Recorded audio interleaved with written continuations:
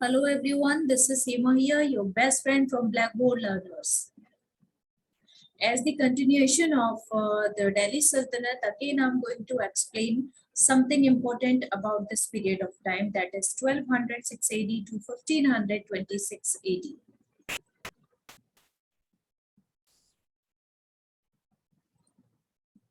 So after Khalji Sultan Jalaluddin Khalji, we will discuss about Alauddin Khalji. Alauddin Khalji ruled over 1296 AD to 1316 AD. Alauddin Khilji was, very ambitious young man, and he believed that defense, consolidation, and expansion could all go together. In the sense he was very young man and very ambitious, who want to do everything, each and everything. He wanted to conquer the world. Even he was willing to conquer the world, and he often offered himself as the second Alexander or Sikandar Sani.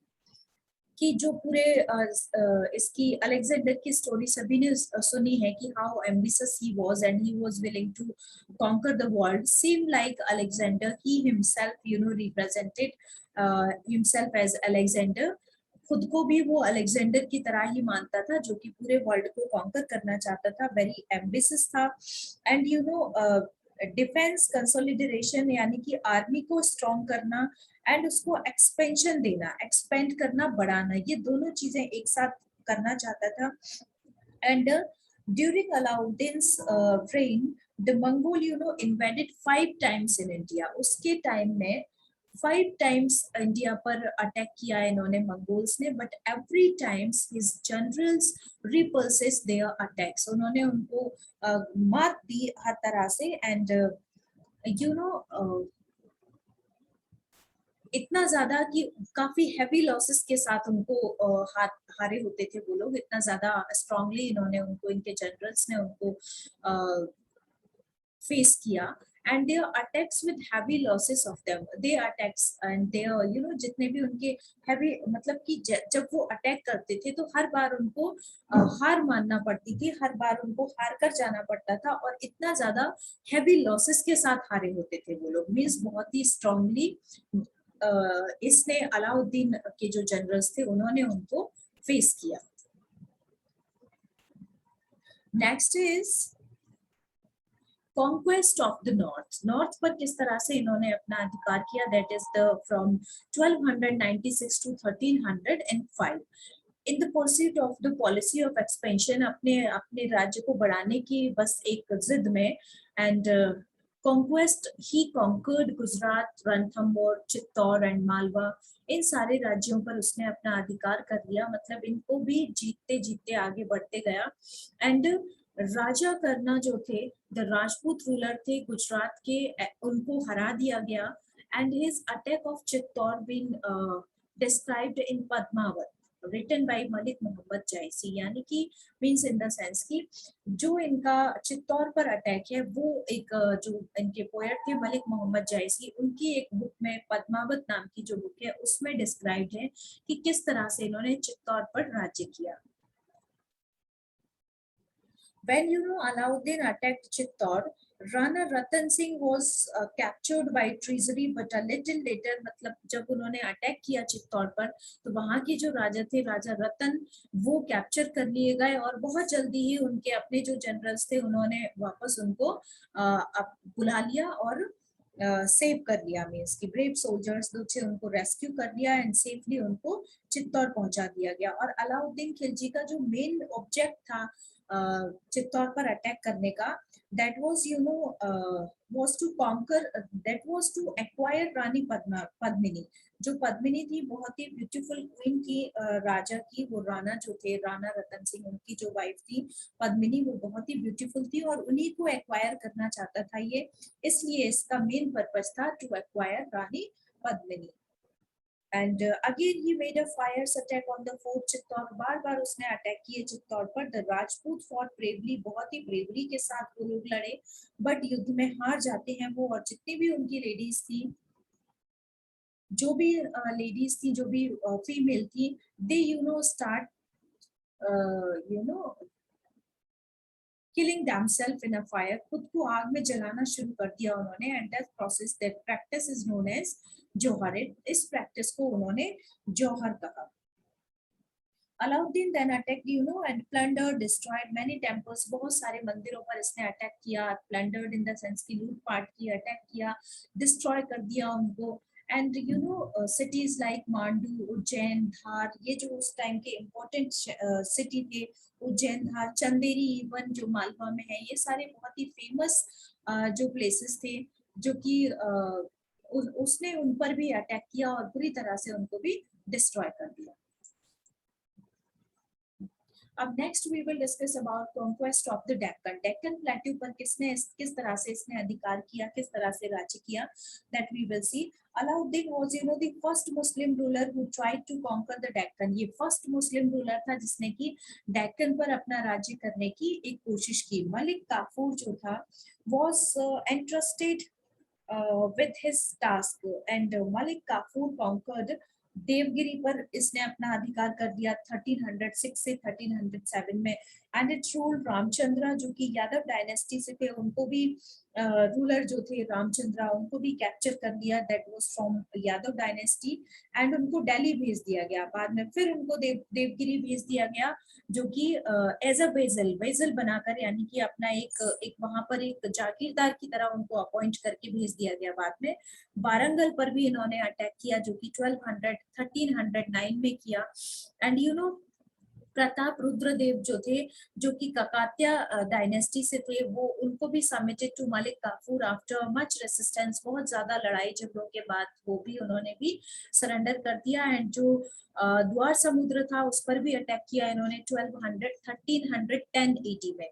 और जो अलाउद्दीन, उसका जो grade था wealth को लेकर, उसको बढ़ाने के लिए और आगे ही वो कॉन्टिन्यूअसली अटैकिंग. राजा वीरावल्ला जो थर्ड थे, होयसला डायनेस्टी से थे ऑफ द्वार समुद्र, उनको भी उन्होंने अपने अंडर कंट्रोल ले लिया नवंबर 1310 में. एंड बाद में मदुरई पर भी अटैक किया 1311 में. एंड मलिक काफूर डिफीटेड वीरा पांड्या, जो कि वहां उस टाइम उनका एडमिनिस्ट्रेशन चल रहा था, उनको भी उसने हरा दिया. देन बाद में खुद कहाँ चला गया, रामेश्वरम चला जाता है. यस, रामेश्वरम चला जाता है. And to build mosque of at many places, और अलग अलग जगहों पर उसने बहुत सारी मस्क बनवाई. And after this he return to Delhi, और उसके बाद वापस दिल्ली आ जाता है. अलाउद्दीन डेक्कन पॉलिसीज थी, कुछ पर्टिकुलर पॉलिसीज उसने डिसाइड की इसके लिए, to make that particular area strong. Alauddin was a far-sighted statesman, बहुत ही मतलब दूर दृष्टि रखने वाला, दूर की सोचने वाला, दूर तक की प्लानिंग लेकर चलने वाला इंसान था अलाउद्दीन. और जो इसके चीफ थे, aim in conquering of Deccan, उसके जो चीफ थे, उन्होंने डेक्कन को अपना नेक्स्ट टारगेट बनाया for the economic rather the religious and political. He made the rajas of vassals, वहां के जो टाइम के जो एरियाज थे, जो पॉलिटिकली और रिलीजियसली एंड इकोनॉमिकली जिन पर वो स्ट्रॉन्ग कैप्चर करना चाहता था, उनके लिए उसने कुछ वेजल्स अपॉइंट किए, कुछ राजाओं को वहां एज अ वेजल्स अपॉइंट किया. क्यों? क्योंकि ये डिफिकल्ट था कि वो खुद सारी चीजों को वहां पर देख सके इतना फार डिस्टेंस से, दिल्ली में होकर. He took annual tributes and amassed great wealth, collect की उसने बहुत ज्यादा वेल्थ, अपने आप को एक एनुअल ट्रिब्यूट दिलवाकर. And Alauddin adopted this policy. ऐसा उसने इसलिए किया क्योंकि because the south was far off, बहुत दूर था साउथ, जो कि डेक्कन है वो साउथ में है, तो it was very far off इसलिए. And it was difficult to rule it directly from Delhi, और दिल्ली से उसको रूल ओवर कर पाना इट वाज वेरी टफ. इसलिए उसने वहां पर वेजल्स अपॉइंट किए और उनके थ्रू वहां पर उसने पर्टिकुलर एडमिनिस्ट्रेशन स्टार्ट किया. And next para is administrative reforms. कुछ इसके इम्पोर्टेंट वी कैन से कि कुछ ऐसे स्टेप्स थे that were important to for the administration. कुछ सुधार की चीजें थी जो कि इसने अडॉप्ट की, दैट वाज वेरी इंपॉर्टेंट. तो Alauddin Khilji was and able commander and excellent administrator, बहुत ही एक्सीलेंट एडमिनिस्ट्रेटर और एक एबल कमांडर था. ये बहुत ही अच्छा था, यानी कि ही increased the size of the army to protect his empire. इसने अपनी आर्मी को स्ट्रॉन्ग किया, आर्मी को एक्सटेंड किया अपने राज्य को प्रोटेक्ट करने के लिए. To meet the expense of maintaining the huge army, he had to find ways to add his revenue. उसने अपनी आर्मी को जब वो एक्सटेंड कर रहा है तो उसके लिए they have to arrange many important things. तो उसके लिए कहाँ से पैसा आएगा, इसके लिए उसने बहुत सारे टैक्सेस को ऐड किया ताकि रेवेन्यू कलेक्ट हो सके. ही then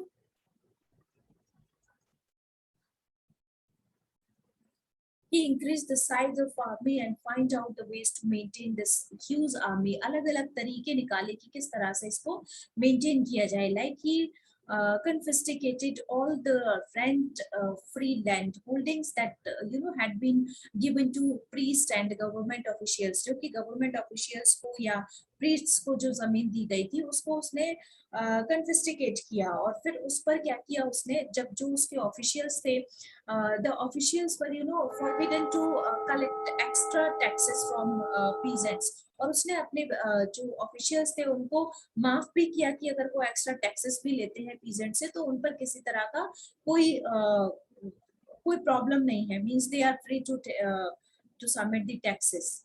And the Sultan also put a check on the piece of commodities. जो लोगों को जो सुविधाएं दी गई थी, मिलिट्री को जो सुविधाएं दी गई थी, उन पर उसने continuous watch रखा. So the soldiers could get or could अपनी जो लाइफ है वो they can spend within their income.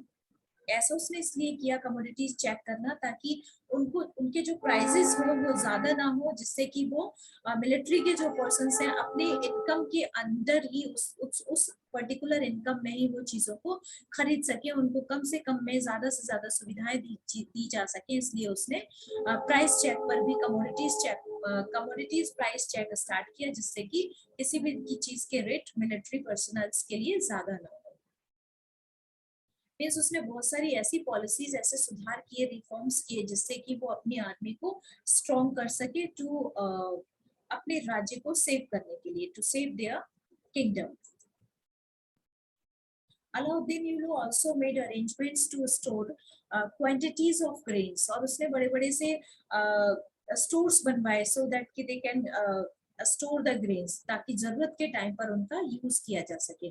अमीर Khusro was the poet in Alauddin's court. और ये अमीर खुसरो जो थे इसके कोर्ट में एक फेमस पोएट थे जिन्होंने कि काफी इनके बारे में लिखा है. और इवन आज भी इनको हम इनके जो पोएट हैं ये इनकी आज भी हम कुछ ना कुछ स्टोरीज, कुछ ना कुछ पोएम्स इनकी पढ़ते हैं. इनका वर्क आज भी हमको लिटरेचर में पढ़ने को मिलता है. Next is Alauddin successor.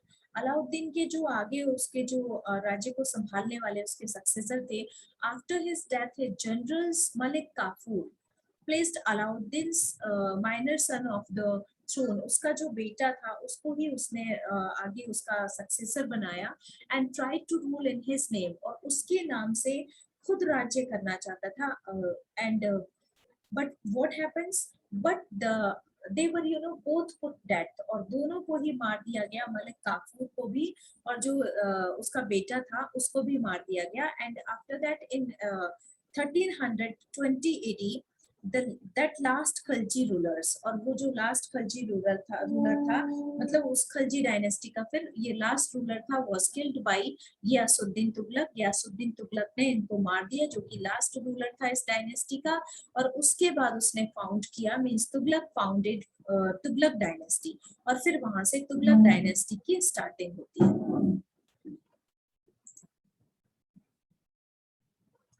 So hope you understood. आपके समझ आई होंगी these all dynasties and who ruled over and what was the policies to extend their kingdoms. किस तरह की policies उन लोगों ने adopt की अपने अपने राज्य को आगे extend करने के लिए. And thank you so much. These all are your choices. As always I say, these are the choices, but you have to do like, share, subscribe, comment, press the bell icon. And thank you so much for watching. And Telegram जरूर check करना एक बार.